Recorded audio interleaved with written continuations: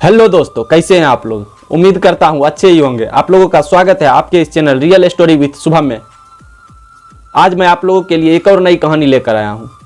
तब तक आप लोग प्लीज़ लाइक और सब्सक्राइब कर दें, जिससे कि मैं और नई कहानी ला सकूं और आपके भाई को सपोर्ट मिलता रहे। तो चलिए शुरू करते हैं। आज मैं आप लोगों से मुगल भारत कैसे आए थे और उन्होंने क्या क्या देकर गया और हम लोगों पर कितना जुल्म किया, इन सभी बातों पर बात करेंगे। तारीख 21 अप्रैल 1526। दिल्ली से तकरीबन 90 किलोमीटर दूर हरियाणा का पानीपत जिला, जहां पर भारत के भविष्य की एक नई छाप छूट गई। बाबर अपनी 12,000 सैनिकों की टोली लेकर यहां पर उपस्थित होता है। करकराती धूप में बाबर की सेना युद्ध के लिए पूरी तरह तैयार थी। उस वक्त दिल्ली शहर पर इब्राहिम लोदी का राज था। बाबर ने सोचा, अगर वो किसी तरह इब्राहिम लोदी को गद्दी से हटा देता है तो पूरे भारत पर बाबर का राज हो जाएगा, और वह अपने सैनिकों को लेकर युद्ध के लिए तैयार हो जाता है। बाबर जंग का ऐलान करता है। चलिए शुरू से जानते हैं हम लोग इन बातों को। भारत में मुगल साम्राज्य की शुरुआत करने वाला पहला व्यक्ति बाबर ही था, जो उज्बेकिस्तान से भारत आया था। वह एक पैदाइशी योद्धा था। वो अपनी पिता की ओर से तैमूर लंक का 5वां वंशज था और अपनी माता की ओर से चंगेज खान की 14वां वंशज था। जब बाबर 12 साल का था, उसे विरासत में फरगना शहर मिला। वह वहां का बादशाह बना। लेकिन बाबर का सपना छोटा नहीं था, उसका सपना बहुत बड़ा था। 14 साल की उम्र में उज्बेकिस्तान का शहर समरकंद को जीतकर उसने अपने राज्य का विस्तार किया। साल 1505 तक बाबर कई सारी जंग लड़ चुका था और उसने अपना राज्य का विस्तार भी कर चुका था। लेकिन अब उसकी नजर भारत पर थी। 20 सालों तक उसने अपने मुगल साथियों के साथ मिलकर भारत पर कब्जा जमाने की कोशिश करता रहा, लेकिन कुछ भी हाथ नहीं लग पाया। तब 1526 में उसकी नजर भारत के सबसे अमीर और शक्तिशाली राज्य दिल्ली पर गई।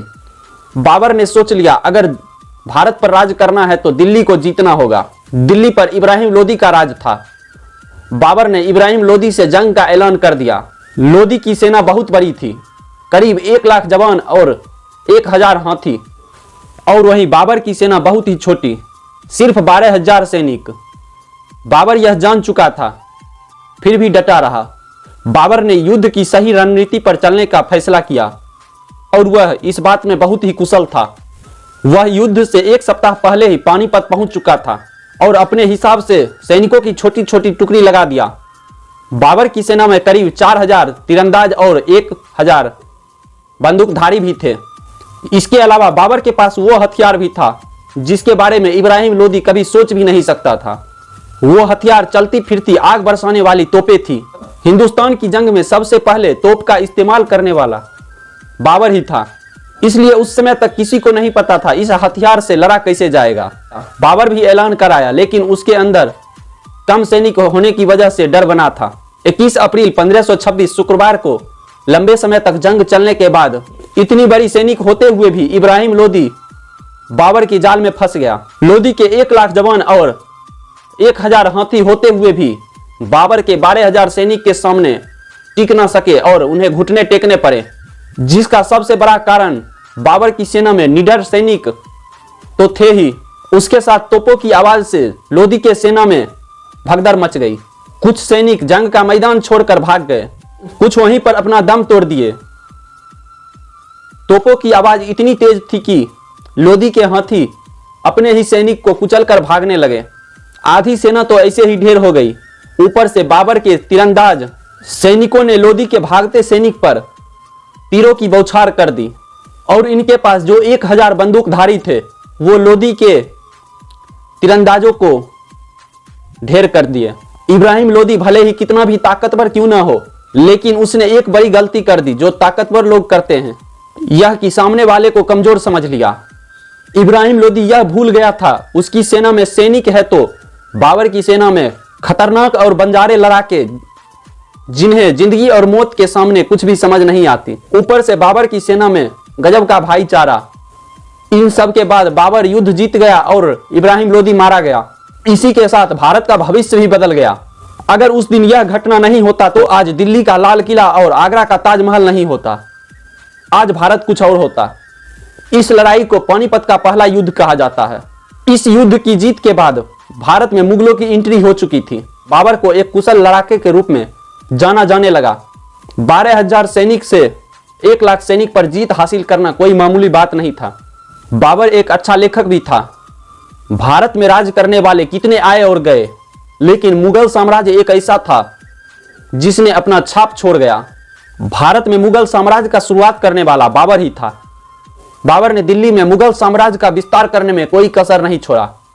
इसके बाद बाबर का छोटा बेटा हुमायूं बादशाह बना। 29 दिसंबर 1530 को 23 साल की उम्र में हुमायूं सिंहासन पर बैठा और उसका राज्याभिषेक आगरा में हुआ।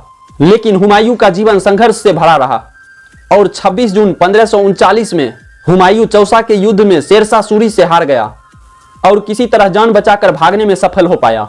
हुमायूं सालों तक भटकता रहा, लेकिन अपनी कुशल रणनीति की वजह से हुमायूं ने कंधार और काबुल पर कब्जा जमा लिया।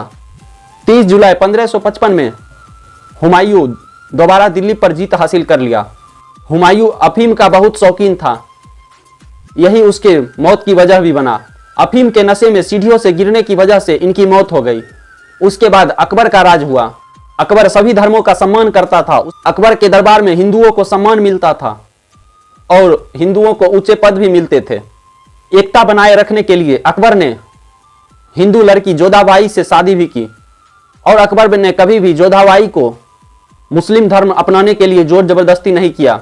यहां तक कि अकबर ने जोधाबाई के लिए फतेहपुर सीकरी में एक मंदिर भी बनवाया। अकबर का सबसे बड़ा काम था उसके द्वारा बसाया गया फतेहपुर सीकरी शहर, जो आगरा से 36 किलोमीटर दूर पहाड़ियों पर था। कहा जाता है यह शहर उस समय लंदन से भी बड़ा था। अकबर एक कामयाब बादशाह के साथ साथ कला प्रेमी भी था, इसलिए इस शहर का निर्माण अकबर ने अपनी निगरानी में करवाया और नक्शा बनाने में भी मदद किया। शहर के बनने से पहले मुगल साम्राज्य की राजधानी आगरा थी। उसके बाद फतेहपुर सीकरी को अकबर ने नई राजधानी बनाई। फतेहपुर सीकरी 1571 से 1585 तक मुगलों का राजधानी था, लेकिन पानी की कमी के कारण यह शहर 14 साल में ही छोड़ दिया गया और फिर दोबारा आगरा को राजधानी बना दिया गया। 1585 में अकबर ने दीन ए इलाही नाम का एक धर्म बनाया, जिसमें सभी धर्म के मूल बातों को मिला दिया गया। लेकिन अकबर का यह धर्म ज्यादा समय तक नहीं चल पाया और कई लोग इस धर्म के खिलाफ हुए। अकबर और कुछ 19 लोग ही इस धर्म को अपनाए। अकबर के बाद मुगल सल्तनत के सिंहासन पर अकबर के बेटे जहांगीर बैठे। जहांगीर के बाद जहांगीर के बेटे शाहजहां बैठे।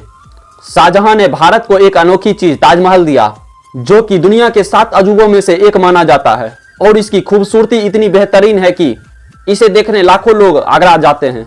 शाहजहां के बाद सबसे कट्टर और खतरनाक औरंगजेब आए। औरंगजेब अपनी इस्लामिक नियमों का कठोरता से पालन करते थे। यही कारण था कि औरंगजेब कभी शराब नहीं पीते थे। उसे इतिहास का सबसे क्रूर मुगल बादशाह माना जाता है। औरंगजेब बादशाह बनने के लिए अपने 3 भाइयों को मौत के घाट उतार दिया और अपने माता पिता को बंदी बना लिया। उस समय जो भी मुस्लिम नहीं थे, औरंगजेब ने उन पर खूब अत्याचार किया। उस समय के कवियों और लेखकों ने औरंगजेब के अत्याचारों के बारे में लिखा है। औरंगजेब अपने धर्मों का विस्तार करना चाहता था और साथ ही वो दूसरे धर्मों को दबा कर भी रखना चाहता था। लेकिन औरंगजेब अपने खजाने को फालतू खर्चों के लिए नहीं निकालता था। औरंगजेब के अंदर बाबर की छाप थी। औरंगजेब के अत्याचारों के बाद भी लोग डरे नहीं और यही कारण था कि औरंगजेब आखिरी मुगल साम्राज्य का सबसे बड़ा बादशाह रहा। इनके बच्चों ने राज तो किया, लेकिन इनके तरह नाम नहीं कमा पाए जो बाबर से लेकर औरंगजेब ने कमाया था। मुगल साम्राज्य में गलती करने वाले को बख्शा नहीं जाता था, मौत की सजा दी जाती थी या फिर उसका सर हाथी के पैरों के नीचे कुचला जाता था। तो चलिए, आज हम लोगों ने जाना मुगल भारत कैसे आए। अब हम लोग अगली कहानी में मिलते हैं। धन्यवाद। लाइक और सब्सक्राइब करते जाइएगा।